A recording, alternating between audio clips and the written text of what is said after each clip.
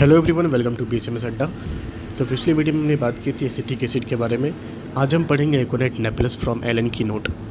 तो जो भी इसका बेसिक है मैंने वो लिख दिया है वीडियो में, आप इसे पढ़ लें। Let's come to the point. इसका कॉमन नेम है मॉन्क्सवुड एंड ये बिलोंग करता है फैमिली रेननकुलेसी। ठीक है, नेक्स्ट पॉइंट है is generally indicated in acute और recent cases occurring in young person specially girls of a full plethoric habit who lead a sedentary life person easily affected by atmospheric change, dark hair and eyes, rigid mucous fiber। ये बोल रहा है कि ये acute cases यानी recent cases में ज़्यादा indicated होता है, खासकर यंग पर्सन में, specially girls full plethoric habit who lead a sedentary life. वैसे फीमेल जो कि सेडेंट्री लाइफ जीती है, जैसे कि अकेला रहना, मेलनकोली यानी थोड़ा सैड या फिर ज़्यादा कोई फिजिकल एक्टिविटी नहीं हो रहा है, उस तरह के गर्ल्स में स्पेशली सूटेड है ये। Person easily affected by atmospheric change, ऐसे पर्सन जो कि मौसम में ज़रा सा भी बदलाव के कारण उनको कोई ना कोई प्रॉब्लम हो जाएगा, सर्दी खांसी जुकाम वगैरह जो भी है।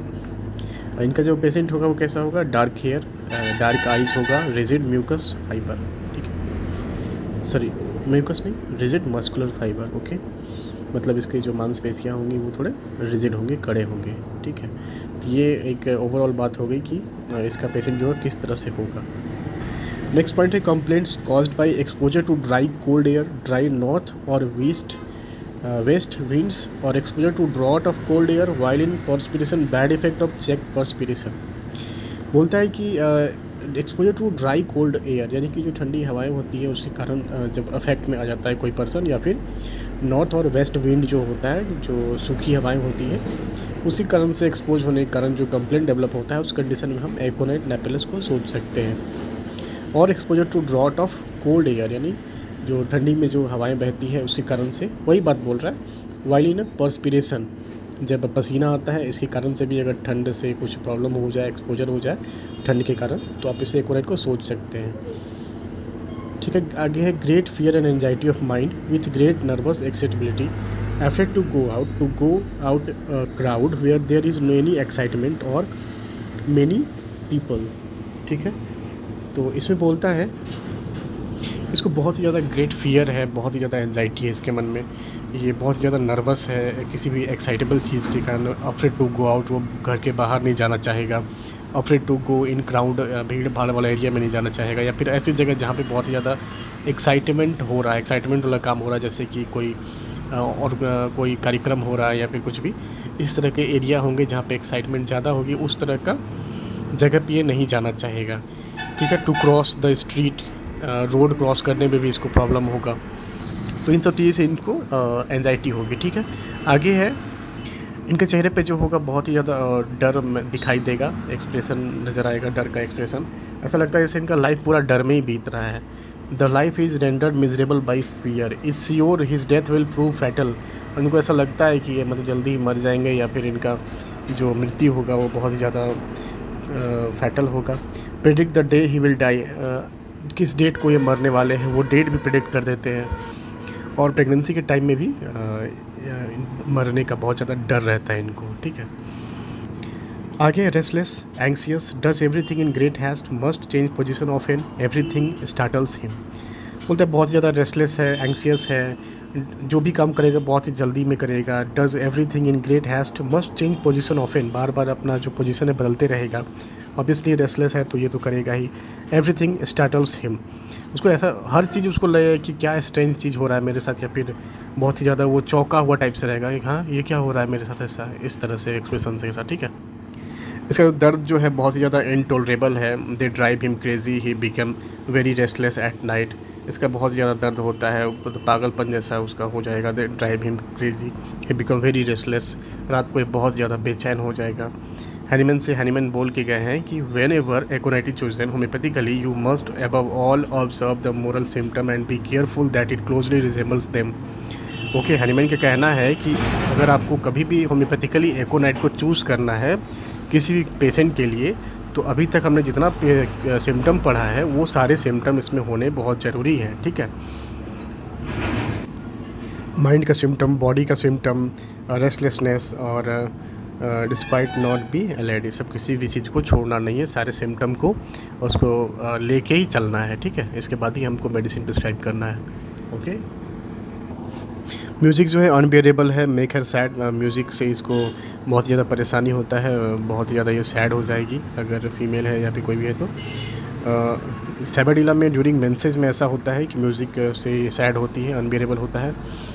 ठीक है, आगे on rising from a recumbent position the red face become deathly pale और ही बिकम फेंट और giddy and falls and he fear to rise again often accompanied by vanishing of the sight and unconsciousness. बोलता है कि किसी एक lying down position से अगर वो उठेगा पेशेंट तो उसका चेहरा लाल से डेथली पेल हो जाएगा, कन्वर्ट हो जाएगा पेल में, और बार बार वो बेहोश होगा और फिर से वो गिर जाएगा, उठेगा फिर से गिर जाएगा, और इस बार वो अफ्रेड होगा उठने से, मतलब ही फियर्स टू राइज अगेन, मतलब फिर से उठने में उसको बहुत ज़्यादा डर लगेगा। Often accompanied by वैनिसिंग of site and unconsciousness, और साथ ही साथ क्या होगा, उसका साइट जो है वो वैनिश होता जाएगा, कुछ दिखाई नहीं देगा उसको, फेंट होते जाएगा, अनकॉन्शियस होते जाएगा। ठीक है, एमेनोरिया बोलता है amenorrhoea in plethoric younger after fright to prevent suppression of menses. Plethoric younger बोलता है कि इसमें एमेनोरिया होगा, यानी कि एब्सेंस ऑफ मेंसेज होगा आफ्टर फ्राइट, खासकर किसी भी प्रकार का डर के बाद ऐसा होगा। For the congestive stage of inflammation before localization take place, तो बॉडी में किसी भी तरह का अगर इन्फ्लामेशन हो रहा है इमीडिएटली तो आप इसको एकोनाइट मेडिसिन देके आप इसको प्रिवेंट कर सकते हैं। बोला for the congestive stage of inflammation before localization takes place, तक वो लोकलाइजेशन नहीं हुआ है किसी भी इन्फ्लामेशन का या डिजीज़ का, या फिर जो भी आपको इंजरी हुआ या फिर कोई भी प्रॉब्लम हो रहा है, तो उस कंडीशन में आप एकोनाइट को सोच सकते हैं। फीवर के बारे में बोलता है स्किन ड्राई है, हॉट है, फेस रेड है और पेल है एंड अल्टरनेट करता है कभी कभी, और कभी रेड फेस होगा कभी पीला फेस होगा। Burning thirst for large quantities of cold water, और ठंडे पानी के लिए इसको बहुत ज़्यादा डिज़ायर होगा, खासकर ज़्यादा क्वांटिटी में पानी चाहिए इसको। इंटेंस नर्वस रेस्टलेसनेस, बहुत ज़्यादा नर्वस रेस्टलेस होगा। Tossing about in agony, become intolerable towards evening and on going to sleep. इसका जो तकलीफ़ है उसके कारण इसको बहुत ही ज़्यादा रेस्टलेस फील होगा। बिकम इनटॉलरेबल टुवार्ड्स इवनिंग, शाम में इसको बहुत ज़्यादा तकलीफ बढ़ जाएगा, एंड गोइंग टू स्लीप, जब वो सोने जा रहा होगा तब भी।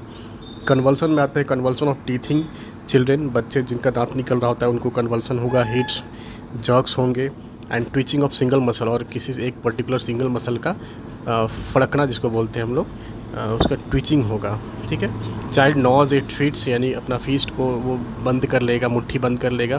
फ्रेट्स एंड स्क्रीम्स, चिल्लाएगा, रोएगा। Skin hot and dry, skin जो होगा गर्म रहेगा और सूखा रहेगा।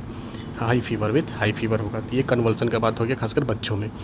आगे कफ crop dry, horse suffocating, loud rough croaking, hard ranging, whistling on expiration. कफ के बारे में बोलता है, कफ क्रॉप के बारे में बोलता है, ड्राई है, हॉर्स है मतलब गला बजा हुआ जिसको बोलते हैं हम लोग, सफोकेटिंग, बहुत ज़्यादा इसको सफोकेशन महसूस होगा। लाउड है, रफ़ है, क्रॉकिंग साउंड है, कड़कड़ाहट के साथ है, हार्ड है, रिंगिंग साउंड है, विस्लिंग है ऑन एक्सपिरेशन, जब सांस को छोड़ेंगे तब तो उसको विस्लिंग साउंड आएगा, सीटी बजने जैसा आएगा। कॉस्टिकम में इसका इन्हेलेशन में है, यानी कि सांस लेने टाइम में विस्लिंग साउंड आता है, और एक्सपिरेशन में रहेगा तो एकोनाइट है। फ्रॉम ड्राई कोल्ड विंड और ड्राफ्ट ऑफ एयर, और ये सब प्रॉब्लम कब इसको हो रहा है तो ड्राई कोल्ड एयर से, यानी कि ओवरऑल एकोनाइट नेपेलस में हम लोग अभी तक देखे ड्राई कोल्ड एयर से इसका सारा सिम्टम एग्रेवेट कर रहा है। ठीक है, आगे बोलता है aconite should never be given simply to control the fever, never altered with other drug for that purpose. Fever की कंडीशन के लिए एकोनाइट को बोलता है कि कभी भी हमको पर्टिकुलरली फीवर को ठीक करने के लिए इस तरह से डायरेक्टली नई मेडिसिन को देना है, या फिर किसी मेडिसिन के साथ अल्टरनेट नहीं करना है। If it be a case require aconite, no other drug is needed. अगर आपको लग रहा है कि टोटलिटी ऑफ सिम्टम में एकोनाइट ही आ रहा है तो आप इसे दीजिए, और दूसरा कोई मेडिसिन का ज़रूरत ही नहीं, ये अकेले ही इसको क्योर करेगा।